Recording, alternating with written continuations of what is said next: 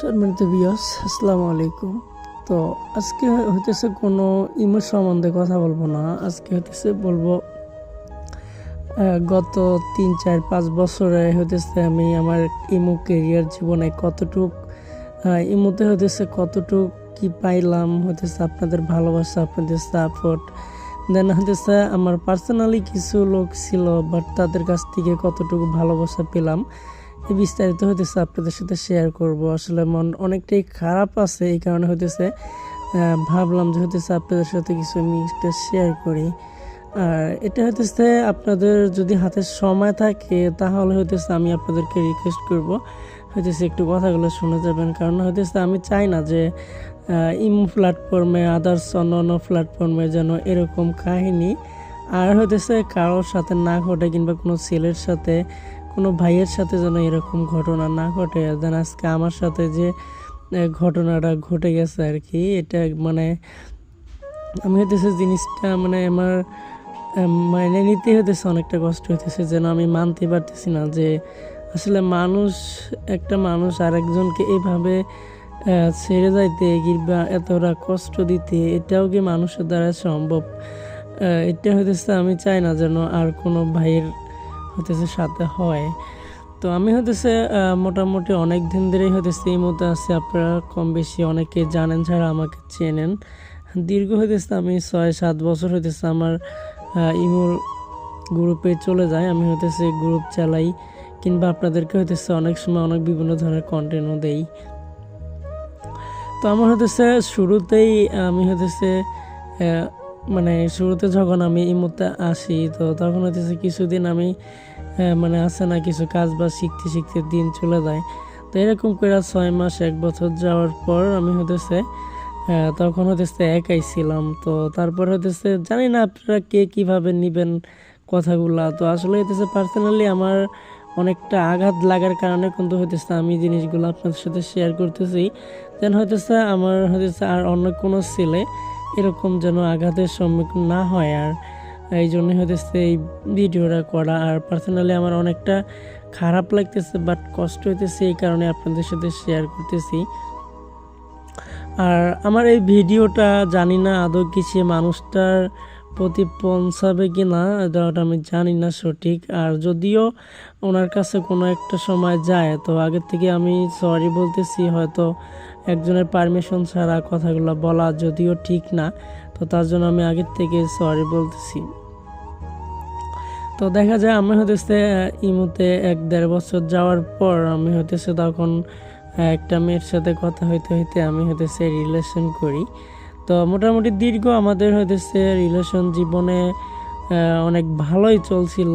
গত 5টি বছর আমাদের হইতেছে মোটামুটি অনেক ভালোই দিনকাল চলছিল, কথাবার্তা ভালোবাসায় ভরপুর ছিল। তো মোটামুটি 5টি বছর কোনো 1-2টা দিন না, যে 5টা বছর আমার চলে গেছে একটা মেয়ের সাথে কথা বলতে, কিংবা হইতেছে আমরা কিন্তু হইতেছে রিয়েলি অনেকটাই ভালোবাসছিলাম, বাট জানি না তার মনে কি ছিল। বাট আমার পার্সোনালি আমি হইতেছে অনেকটাই তাকে ভালোবাসছিলাম। আমার মনে হয় না যে আমার কোনো দিক দিয়ে হইতেছে আমার যতটুকু আমার ভিতরে ভালোবাসা ছিল বলতে পুরাটাই হইতেছে ওকে দেওয়া ছিল ওনাকে। তো হইতেছে যাই হোক, বেশি লং করব না ভিডিওটা। যেটা হইতেছে গত 5 বছরে মানুষের অনেক ঝগড়াঝাটি কিংবা অনেক হইতেছে কথা কাটাকাটি, অভিমান অনেক কিছুই হয়। তো তারপর হইতেছে যে আমাদের 5টি বছর রিলেশন ছিল, বাট এটাই সুক্রিয়া। তো হঠাৎ করে কি হলো জানি না, একদম মানে জীবনটাকে উলটপালট করে দিয়ে গেল, মানে যেটা আর কি মেনে নেওয়ার মতো না। তো যাই হোক, আজকে হইতেছে গত 2 দিন আগে, মেবি আজকে মনে হয় হইতেছে আপনার 22 তারিখ।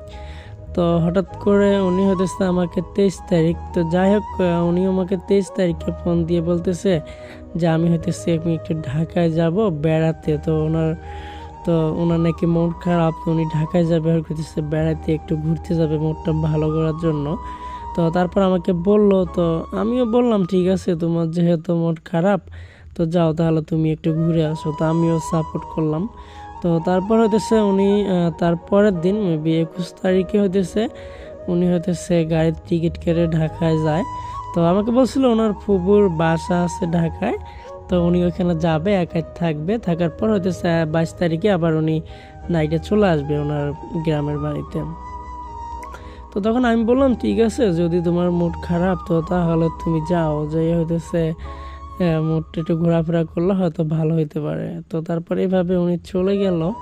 তো মানে হইতেছে চলে গেল, যাওয়ার পর হইতেছে ওইখানে সারাদিন ছিল, বাট কথাবার্তাও হইলো ভালোই। তো এর ভিতরে কিন্তু আমাদের হইতেছে কোনো ঝগড়াঝাটি, কোনো কথা কাটাকাটি এগুলো কিন্তু কোনো কিছু হয় নাই, বাট ভালোই চলছিল গত দিনগুলো যেভাবে চলছিল। বাট সেই দিনটাও আমাদের সেম একই ছিল, কথাবার্তা চলাফেরা সবগুলো একই ছিল। তো তারপর হইতেছে উনি হঠাৎ করে রাতের আমাকে হইতেছে 9টা 9:30টার দিকে হইতেছে আমাকে ফোন দিল। তো আমি হইতেছে ফোন ধরলাম, রিসিভ করে কথা বললাম। তো হইতেছে আমাকে মানে বলতেছে আর কি ভালোভাবে কথাটা তো হইতেছে। তো আমাকে বলে যে আমি কারো একজনের সাথে দেখা করতে আসছি। তো তখন আমি মনে করছি হয়তো মজা করতে পারে, আমার তো হইতেছে এটা বিশ্বাস হলো না। তো আমি বললাম যে আচ্ছা ভালো দেখা করতে গেছো, তাহলে হইতেছে হ্যাঁ অনেকটা ভালো হয়েছে, তুমি দেখা করো। আমি মানে জিনিসটা আমি ফান করতেছি আর কি, ওর সাথে জাস্ট ফান করতেছি। তো আমাকে বললো না আমি সিরিয়াসলি হইতেছে তোমাকে বলতেছি, আমি কারো একজনের সাথে দেখা করতে আসছি। তো আমি হইতেছে তখন বিশ্বাস করি না। তো তারপর কিছু একটা বললো যেটা আর কি বলার কারণে আমার বিশ্বাস হইলো। তো তারপর হইতেছে আমি তো মানে হঠাৎ করে একদম আটকাই গেলাম, মানে হ্যাং মারার মতো, যে আমার আর কোনো মানে মুখ দিয়ে কোনো কথা আসতেছে না, যে আরে এটা কি হলো যে গত 5 বছর রিলেশন চলার পর তুমি ঢাকা আসলে বেড়াইতে, তোমার মুড খারাপ, তুমি এখন এসে বলতেছো যে আমি হইতেছে কারোর সাথে দেখা করতে আসছি। তো এটা কিন্তু যে কোনো একটা ছেলের পক্ষে কিন্তু মেনে নেওয়া অনেকটাই কষ্টকর, যারা হইতেছে রিয়েল লাভ করে মনের থেকে। তো তাদের পক্ষে আমি বলি যে আসলে এটা হইতেছে মানে আমি সে সময়টার ভিতরে যে আমি কোথায় ছিলাম আর আমার ভিতরে কি চলছিল, একমাত্র যার সাথে ঘটে আমি ভাবি যে তার সেই শুধু বুঝতে পারবে যে তার মানে কতটা কষ্টদায়ক ছিল সেই সময়টা আর কি। তো তারপর আমি বললাম আচ্ছা ঠিক আছে, তাহলে দেখা করতে গেছো, তো কখন দেখা করবা? তো আসলে সে হতেছে আবার একটু মানে বাইরে ছিল, দেশের বাইরে ছিল। তো তার নাকি ফ্লাইট হচ্ছিল রাতে, আবার হচ্ছে সকাল 8টার দিকে আপনার ফ্লাইট ল্যান্ড করবে আর কি। তো 8টা 8:30 9টার দিকেই এয়ারপোর্ট থেকে বাইরে চলে আসবে। তো ওনাদের উদ্দেশ্যই ছিল হয়তো যে বাড়ির থেকে এয়ারপোর্টে রিসিভ করার জন্য। তো তারপর এত কিছু তো আর আমি মানে বুঝতে পারি নাই, কিংবা হইতেছে আমাকে বলেও নাই, আমাকে যা শুধু বললো যে আমি হইতেছে মুড খারাপ, ঢাকায় আমি যাব একটু ঘুরতে। তো তারপর হইতেছে 9টা 9:30টার দিকে উনি চলে গেছে। 8টার দিকে ভোর মানে 6টা 5টার দিকে রুমে থেকে বাইরে চলে গেছে এয়ারপোর্টের দিকে। তো যাওয়ার পর হইতেছে আমাকে ফোন দিচ্ছে 8টা 8:30 9টার দিকে আমাকে ফোন দিছে। তো ফোন উনি দেয় নাই, আমি দিচ্ছি আর কি, ফোনটা আমি দিছিলাম 9টার দিকে। তো ফোনটা কেটে দিল, দেওয়ার পর আমাকে একটা পিকচার পাঠাইলো। তো পিকচারটা হইতেছে মানে উনি যার জন্য দেখা করার জন্য গেছিল, যে বাইরে থেকে আসছে যে ছেলেটা, তো তার একটা পিকচার পাঠাই দিল, ওনার সামনে দাঁড়াই আছে। তো তখন তো আমি বুঝতে পারলাম যে হয়তো এই ছেলেটাই হইতে পারে। তো তারপর আমি আর কিছু বললাম না, আমি হইতেছে শুধু দেখতেছি যে হইতেছে কি হইতেছে আমার সাথে, এগুলা যে একটা মানুষ কিভাবে এই কাজগুলা করতে পারে, আর একটা ছেলের মানে মাইনে নিতে যে হইতেছে কত কষ্ট হইতেছে জিনিসটা, যে আদৌ কি এগুলো সম্ভব একটা মানুষের সাথে করতে পারে। তো তারপর তখন আর ফোনে কোনো কথা হয় নাই, পিকচারটা দিয়েছে আমাকে, দেওয়ার পর হইতেছে আমি আর কিছু বললাম না। তো মেবি পিকচার দেওয়ার মনে হয় 30 থেকে 35 মিনিট পর আমাকে ফোন দিছে ভিডিও কল। তো আমি ভাবছিলাম তার ভিতরে আমাকে আরেকটা কথা বলছিল উনি, যে জাস্ট আমি দেখা করে আমি বাসায় চলে যাব, দিনের গাড়ি চড়ে আমি হইতেছে চলে যাব, নাইটের গাড়ি যাব না, দিনের গাড়ি চলে আমি বাসা চলে যাব, জাস্ট শুধু দেখা করবো 5-10 মিনিট এইটুকুই। তো আমি ভাবলাম হয়তো তার 30-35 মিনিট পর আমাকে ফোন দিছে ভিডিও কল। তো হয়তো আমি ভাবছিলাম যে উনি হয়তো চলে গেছে কিংবা উনি গাড়িতে আছে, এই কারণে আমাকে ফোন দিছে।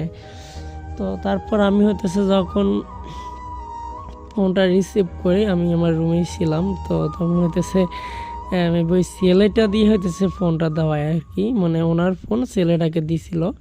তো মানে কিভাবে বলবো আর কি, যে ছেলেটাকে ফোনটা দিয়ে ওরা হইতেছে মানে যাই হোক ওদের মানে ওনাদের হয়তো প্ল্যানই ছিল এটা, যে আমাকে মানে কিছু সারপ্রাইজ দিবে। তো সারপ্রাইজ যে মানুষ এইভাবে দিতে পারে এটা তো হইতেছে আমার জানা ছিল না।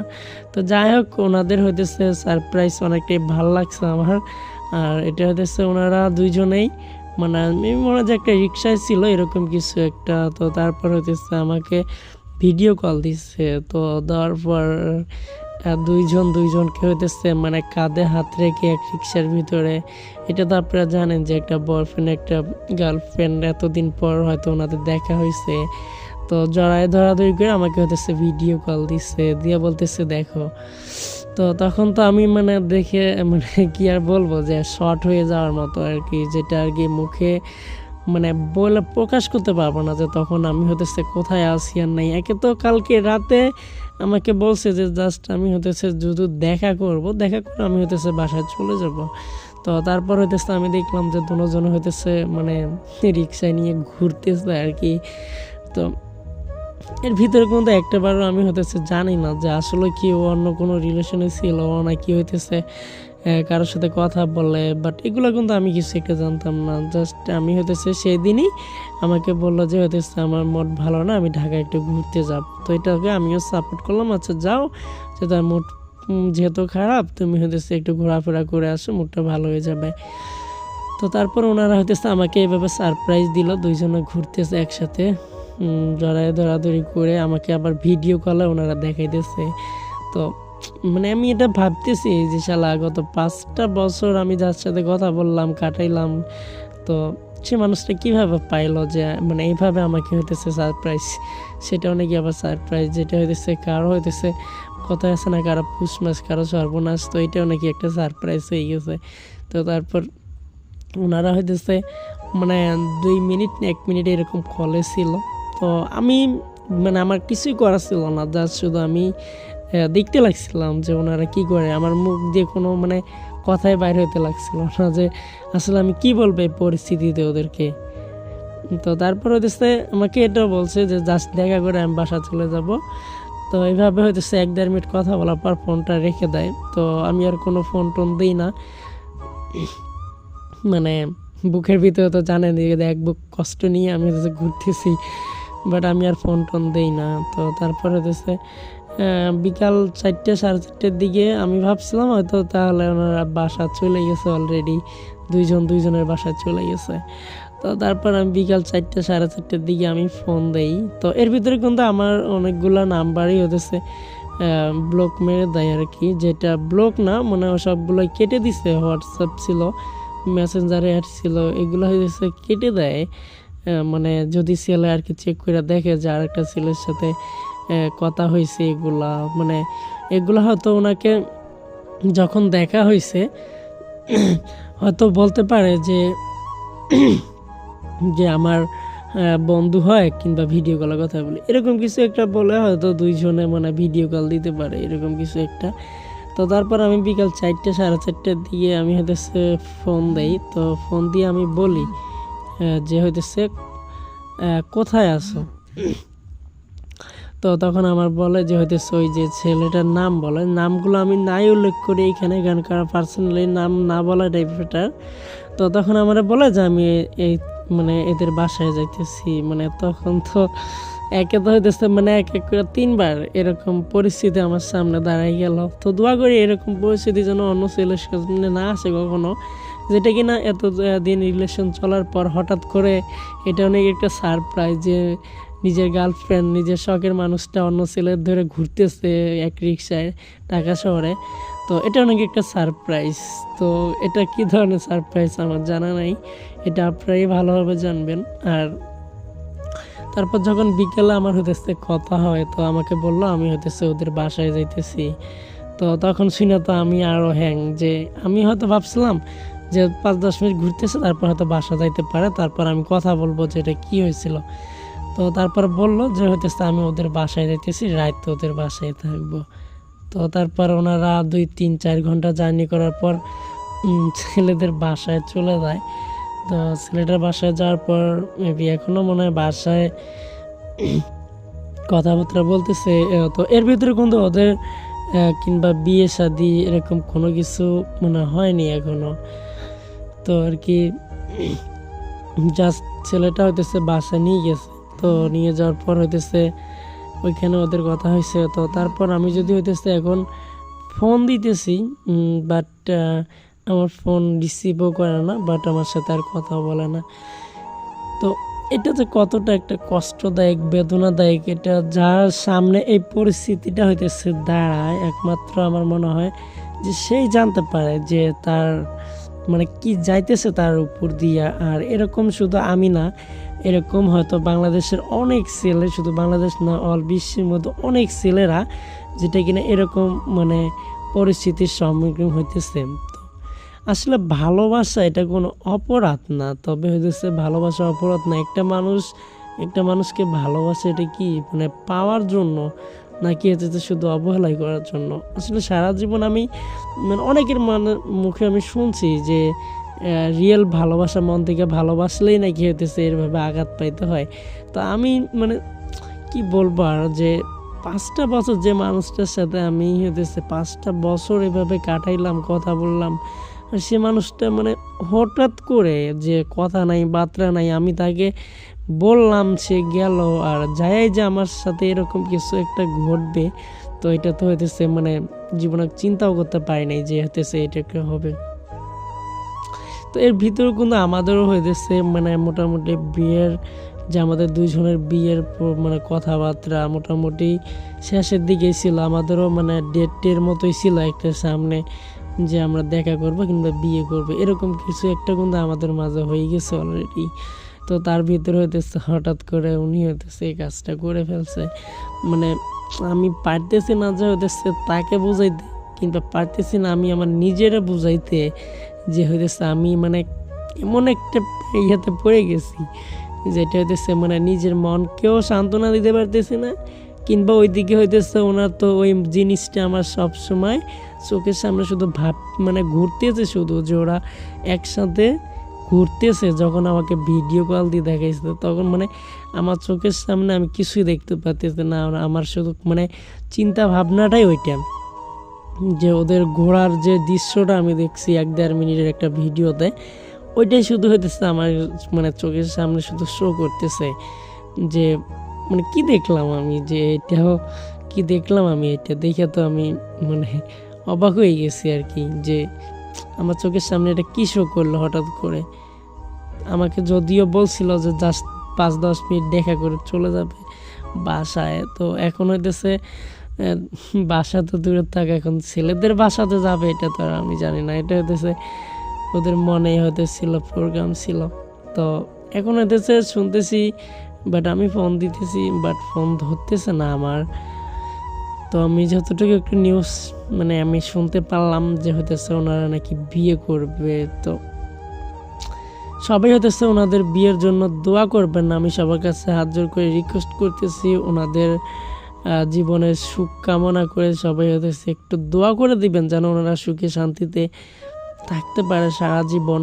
আর যে আপুরা দেখতেছেন, যদি কোনো আপুর কাছে আমার এই ভিডিওটা যদি পৌঁছায়, যদি আমার এই রেকর্ডটা, তো পার্সোনালি আমি আপুদেরকে বলি যে আপু দেখেন, আপনারা যদি কাউকে নিয়ে থাকতে পারেন বা ভালোবাসতে পারেন, আপনারা একজনকে নিয়ে থাকেন। আসলে হইতেছে এটা যে কতটা কষ্টদায়ক, হয়তো শুধু আপুরা যে তা না, আমি যেটা বলবো না, যে আসলে ছেলেরাও হইতে পারে এরকম। তবে এই জিনিসটা যে মানে যে এর সম্মুখীন হয়েছে এই কষ্টটার, একমাত্র সেই বলতে পারবে যে এটা কতটা কষ্টদায়ক।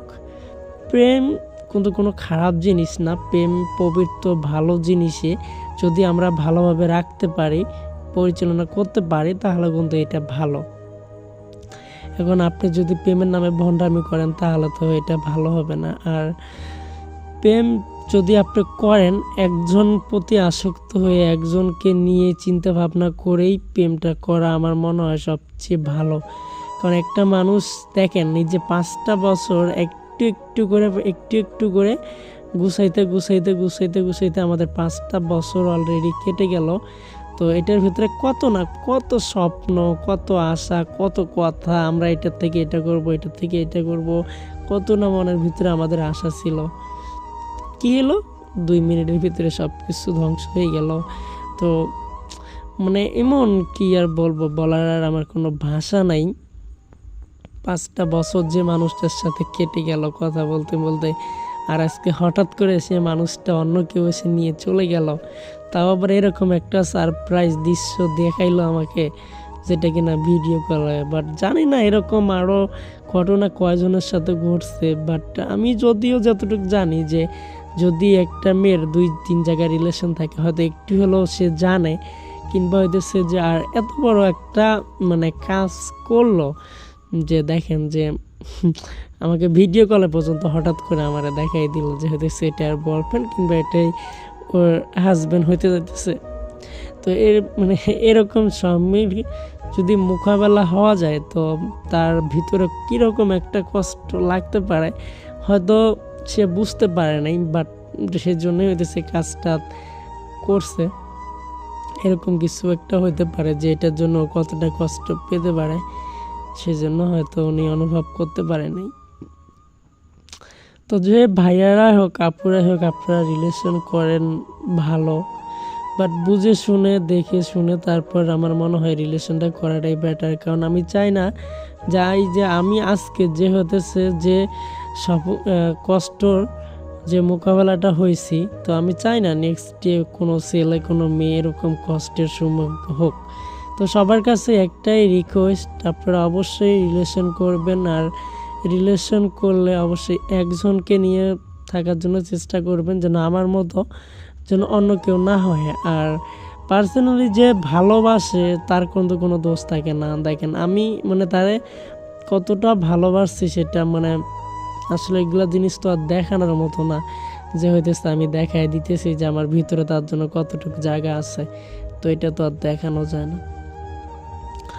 আর এখন আর দেখাই ওর লাভ নাই, যেটা হইতেছে 5 বছরে ওনাকে আমি হয়তো আমারই কোনো ঘাটতি ছিল, এখন এটাই ভাবি। না হলে হইতেছে একটা মানুষ এভাবে হঠাৎ করে এত সুন্দর একটা সারপ্রাইজ কিভাবে দিতে পারে আর কি, যে সেটা আর কি না বলার মতো না। তো রেগুলারই কিন্তু এরকম হাজার কাহিনী ঘুরতেছে। তো তারপরও আমার কাছে কীরকম যেন মনে হইতেছে যে আমারটা একটু মানে ইউনিক টাইপেরই হয়ে গেল আর কি, যেন আমার কাহিনীটা। যে তাই এটাই বলি সবার উদ্দেশ্যে যে এরকম পরিস্থিতির শিকার যেন কেউ না হয়, কিংবা কোনো আপুরা ভাইয়ারাও যেন এরকম করে হতেছে কাউকে কষ্ট না দেন। যদি আপনার ওইরকম কোনো চিন্তা ভাবনা থাকে তাহলে তাকে আগের থেকে রিজেক্ট করে দিবেন যে ভাই আমার এটা কন্টিনিউ করা সম্ভব হইতেছে না রিলেশনটা। কিন্তু দেখা যায় একটা সময় কথাবার্তা ঠিক, আপনি হঠাৎ করে হইতেছে এক জায়গার উসিলা দিয়ে যাওয়ার পর বরফের নিয়ে ঘুরতেছেন, সে দৃশ্যটাও যদি আপনি হইতেছে এখন ভিডিও কল দিয়ে দেখান, তো এটা কিন্তু ভাই অনেকটাই কষ্টদায়ক হয়ে যায় জিনিসটা, এটা কিন্তু মেনে নেওয়ার মতোই না। তো যাই হোক, সবাই ভালো থাকবেন, ধন্যবাদ। আর সবার কাছে রিকোয়েস্ট করি এটা যে শেয়ার করতে হবে এটা কোনো না, পার্সোনালি সবাই ঝাঁটটা শেষে একটু কেয়ার করে নেবেন ভালোবাসাটা, আর হইতেছে কখনো হইতেছে ভুল পথে যাবেন না।